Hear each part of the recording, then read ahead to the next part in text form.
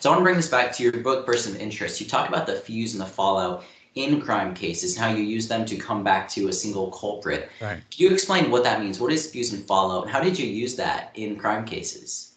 Well, sometimes there's two ways of looking at anything. You can look at what's in the scene and what's out of the scene. And if this guy actually did it, both those areas of evidence should provide a suspect. So you could say, well, there's stuff in the scene that he might have left there in the yellow tape. And so that's something I can use against him in court.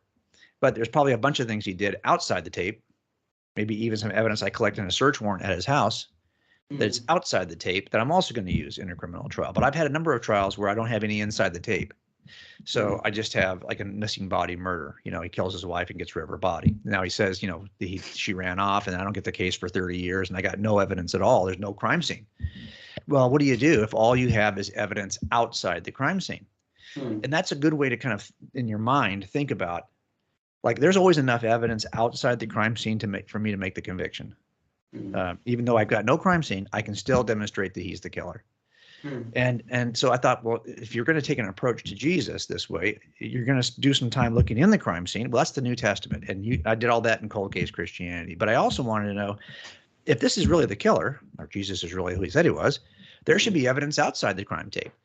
And so I thought, what if we just did a thought experiment? We said, okay, we're not going to use any evidence inside the tape. Let's go on the evidence on the outside of the tape. What would we know about Jesus? And so what we typically say on these no body murders is the day that she was murdered was like a bomb went off. You know, that's a day that was very explosive. But every bomb is preceded by a fuse that burns slowly up to the point of ignition. Bomb goes off, and now you've got blast radius, shrapnel all over the place. Well, you're looking at making the case in front of a jury. I don't have the bomb. I don't have anything from the crime scene, but I do have the fuse and the fallout. And we'll make the case from just the fuse and the fallout. That's an outside the tape approach. So I just did a book, Person of Interest, where I showed what the fuse and fallout of history tells us about the first century, if the first century, for example, was inside the tape. So that's why I think it's so important what leads up to the appearance of Jesus. And then what follows demonstrates that what happened in the Bible inside the tape is actually legitimate. And that's so interesting, just thinking about it like that. I've never looked at it that way. What are just some quick examples of some fuse and some fallout pointing to this first century, this life lived there? Well, if you just look at the cultural fuse that burns up to Jesus' appearance, I mean, there's a reason why Christianity has an explosive impact on culture. It's because it happened in the Roman culture, in the Roman Empire, during the Roman Empire, during a 200-year period of peace in which the Romans had diverted a lot of money to the building of roads. They had adopted the Etruscan language, the alphabet. They had adopted the papyrus use, which pretty much everyone had. But given a unique period in which there was enough religious plurality that the Romans would allow, before they really knew what it was, this thing to get started, roads that Paul could walk to get this message out city to city in the book of Acts, a period of peace and technology and language that was such that would allow for the message to be dispensed. This is something that is not to be taken lightly. This happened when it did, because it had a great, and by the way, Rome pretty much controlled the entire known world, that area on the Mediterranean, and they had roads by that time built that connected the Silk Road to China. So they had great they had a postal system in place. So they had all these ways in which you could communicate the truth of Jesus to the world around you that were not available to the same degree that they were available in the Roman Empire. And if you think, well, wouldn't it be better then for Jesus to come now? Like if he came now, we'd have an amazing ability to communicate what he did. The problem, of course, is I think that nobody would believe it. Here's why. Number one, we're more polarized now than ever before. And so there's a distrust of all kinds of information. I think today most of us are like, yeah, that's what they say, and we go to our preferred source, right?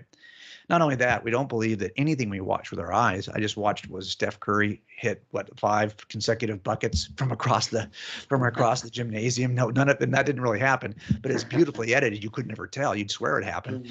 So that's the kind of thing that we just lost trust in what we're seeing with our own eyes, and we're so unbelievably divided that we distrust what we're hearing. I think if we're going to come at a time when that kind of distrust and magic, in media. This is not a good time to come. And so, but not only that, remember that if the evidence for Jesus is purely digital, I'll take video of him walking on water. Well, think about that. We're doing a video right now, and it's going to be watched by people, but they're not going to download a copy to watch it. They're going to watch it online. After Yeah. they've watched it, if this server goes down, we don't have a copy of the video anymore. So it's not going to be downloaded across the globe. But literature that's written, it is physical.